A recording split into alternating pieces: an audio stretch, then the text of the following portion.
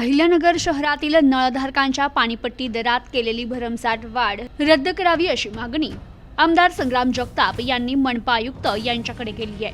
अहिल्यानगर शहरातील नळधारकांच्या पाणीपट्टी दरात स्थायी समितीच्या माध्यमातून 100% इतकी भरमसाठ वाढ केल्याची माहिती मिळते।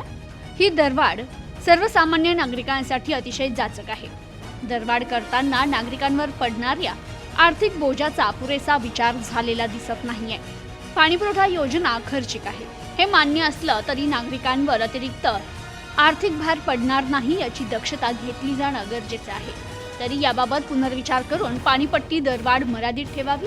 तसेच नगर शहरातील ज्या भागांमध्ये 3-4 दिवसांनी पाणीपुरवठा होतो किंवा अत्यल्प पाणी मिळते त्या भागातील नागरिकांसाठी मीटरद्वारे पाणीपुरवठा करण्याचा पर्याय उपलब्ध करून द्यावा। याशिवाय मीटरद्वारे दिल्या जाणाऱ्या पाण्याचे दर वाजवी ठेवावे जेणेकरून नागरिकांना अनावश्यक आर्थिक भार सहन करावा लागणार नाहीये।